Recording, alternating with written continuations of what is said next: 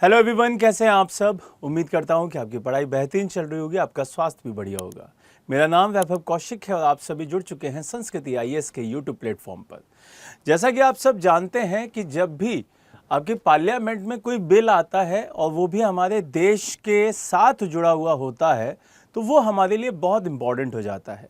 एक और नया बिल आया जो कि हमारे एग्ज़ाम के लिए तो इम्पॉर्टेंट है ही, हमारी दैनिक लाइफ के साथ भी वो जुड़ा हुआ है और उस बिल का नाम है द इंडियन पोर्ट्स बिल 2025।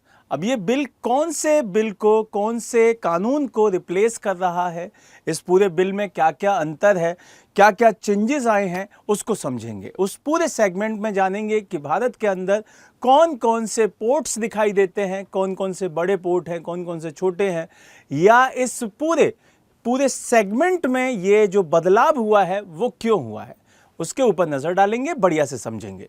चलिए स्टार्ट करते हैं सबसे पहले न्यूज़ को।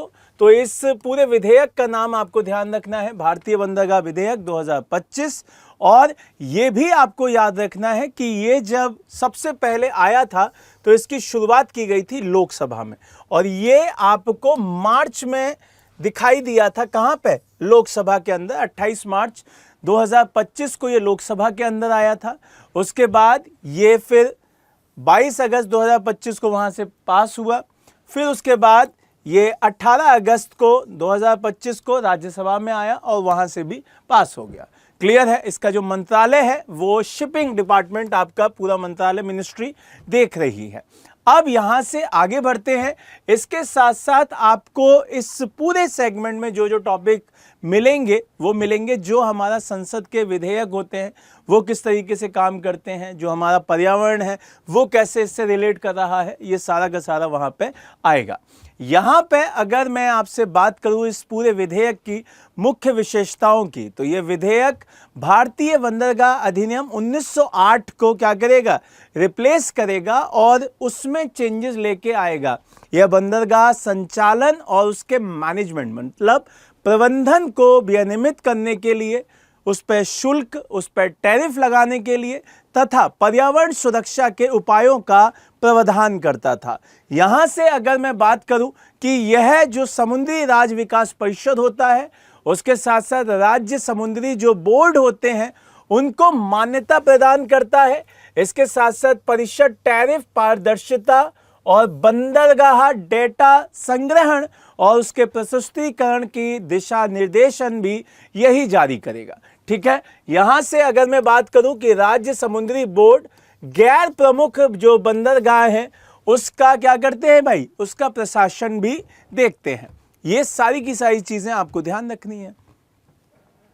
यहां से आगे बढ़ते हैं और मोटा मोटा जो मेन चीजें हैं उसके ऊपर चलते हैं।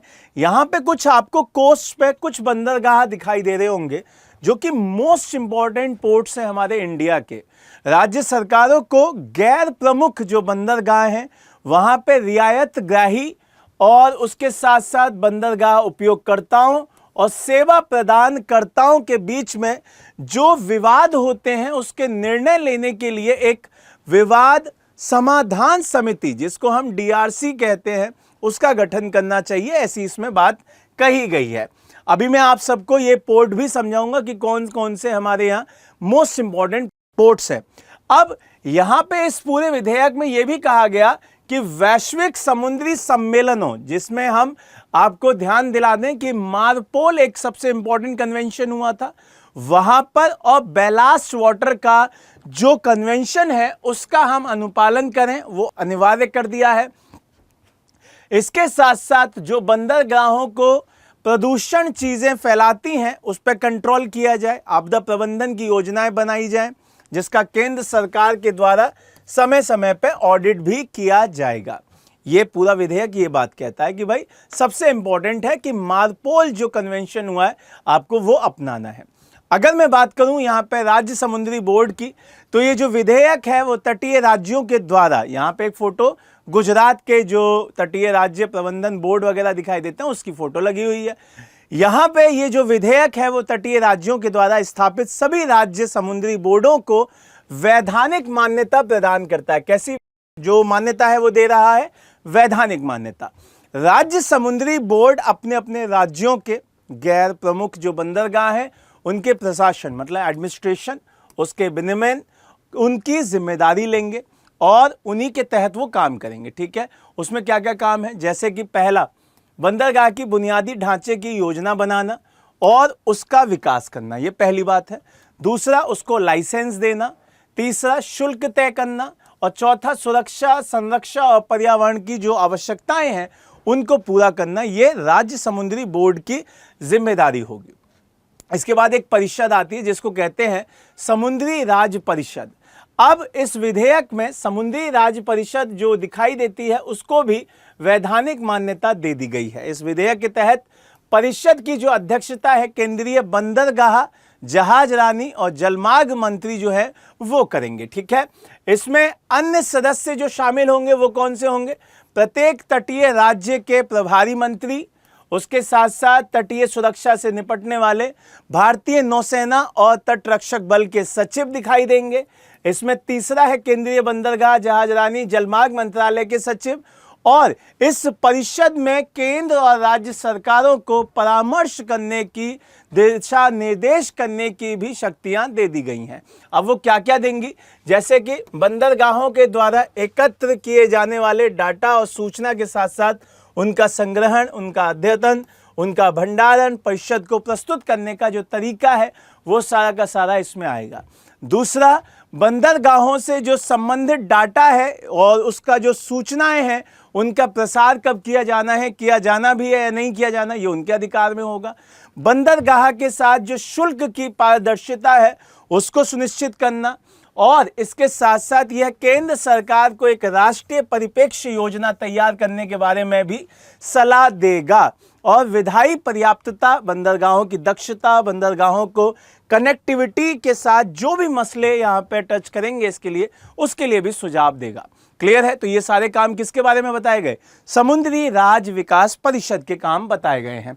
इसके साथ साथ आपको ये ध्यान रखना है इसमें सुरक्षा और संरक्षण को लेकर भी कुछ चीजें यहाँ पर डाली गई हैं कि भाई जो पोर्ट वगैरह है उनकी सुरक्षा को लेकर भी कुछ यहाँ पे मानक तय किए गए हैं कि वो क्या क्या होंगे। जैसे मैं अगर बात करूं कि भारतीय बंदरगाह अधिनियम जो 1908 था वो क्या कहता है और जो भारतीय बंदरगाह विधेयक 2025 है वो क्या कहता है, इसमें कुछ अंतर हैं। जैसे कि दायरे, यहाँ पे सभी बंदरगाह और बंदरगाहों तक जाने वाली नौगम्य नदियों के हिस्से आते थे। वहां पे क्या है, पानी में रहते हुए बंदरगाह के किसी भी हिस्से का उपयोग करते हुए सभी विमानों को इसमें शामिल करने का इसका विस्तार किया गया है। दूसरा, क्षेत्राधिकार क्या है, प्रमुख बंदरगाह केंद्र सरकार के और गैर प्रमुख बंदरगाह राज्य सरकार के अंदर होंगे। इसमें कोई भी चेंज नहीं किया गया है। यहाँ पे वैधानिक, कोई भी वैधानिक निकाय नहीं बनाया गया था। यहाँ पे समुद्री राज्य विकास परिषद और राज्य समुद्री बोर्डों को वैधानिक मान्यता दे दी गई है। क्लियर है ये बात?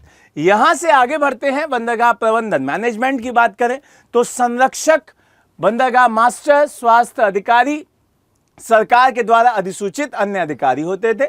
यहां पर सभी बंदरगाह अधिकारियों को बरकरार रखता है और संरक्षक के कुछ उल्लंघनों के लिए दंड के निर्णय भी यहां पे देने का अधिकार देता है।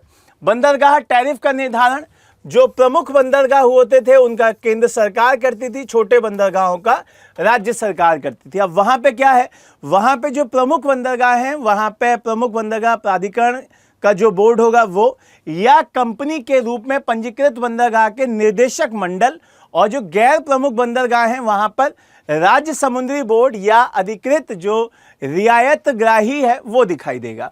यहाँ पे बंदरगाहों का जो दायित्व है वो क्या होगा, जो दायित्व बंदरगाह सुरक्षा, पोत विनिमय, युद्ध काल या आपातकाल में रक्षा युद्धाभ्यासों में सहयोग से संबंधित था। अब यहाँ पे क्या होगा, इसमें यह भी कहा गया है, जो अभी वाला है, इसमें यह कहा गया कि बंदरगाहों को अवशिष्ट प्राप्ति सुविधाएं उपलब्ध करानी चाहिए, अवशिष्ट प्रबंधन होना चाहिए, आपातकाली जो तैयारियां हैं वो होनी चाहिए, जो आपदा प्रबंधन के लिए योजनाएं हैं वो बनानी चाहिए, साथ ही उन्हें नाविकों के लिए कल्याणकारी सेवाएं भी देनी चाहिए। ये बात कही गई है नए विधेयक में। प्रदूषण निवारण, नौवहन के लिए हानिकारक गिट्टी, जल, तेल, कचरा आदि के निर्वहन पर प्रतिबंध लगाता था। यहाँ पे क्या है, जहाज़ों से जो प्रदूषण की रोकथाम के लिए अंतर्राष्ट्रीय कन्वेंशन और बैलास्ट जल प्रबंधन जो कन्वेंशन हुआ था उसके अनुपालन को जोड़ा गया है। क्लियर है। अब बात कर लेते हैं सबसे एंड में कि भारत के जो मेन आपको पोर्ट्स दिखाई देते हैं वो कौन कौन से हैं। जैसे आपको गुजरात में कांडला दिखाई देगा, महाराष्ट्र में आपको जवाहरलाल नेहरू और मुंबई पोर्ट दिखाई देगा, यहाँ से गोवा में आपको दिखाई देगा, यहाँ से आपको पूरा का पूरा कर्नाटका है, ये बहुत इंपॉर्टेंट हो जाता है। यहाँ से केरल का कोचीन पोर्ट बहुत फेमस है जो कि आपको याद रखना है। आंध्रा का विशाखापट्टनम बहुत फेमस है, ये याद रखना है। तमिलनाडु का चेन्नई बहुत फेमस है, वो आपको याद रखना है। यहाँ से अगर उड़ीसा जाते हैं तो उड़ीसा में पारादीप बहुत फेमस दिखाई देता है, वो आपको याद रखना है। और वेस्ट बंगाल में कोलकाता पोर्ट आपको याद रखना है। तो इस तरीके से हमने ये पूरा सेगमेंट पढ़ा। इसमें हमने ये पढ़ा कि जो नया विधेयक आया है इस पोर्ट को लेकर, पोर्ट के साथ जुड़े हुए, बंदरगाह के साथ जुड़े हुए नियमों को लेकर, वो हमने यहाँ पे कंप्लीट किए, उनको समझा, उनके साथ जितनी भी चीज़ें थी उनको बढ़िया से समझने की भी कोशिश करी। अब आप मुझे बताइएगा कि क्या आप इन किसी भी पोर्ट पर घूमने कभी गए हैं या आपको ये सारे के सारे पोर्ट्स पता थे या नहीं पता थे। एक नए टॉपिक के साथ दोबारा मिलेंगे। पढ़ते रहिए, मुस्कुराते रहिए। जय हिंद, जय भारत।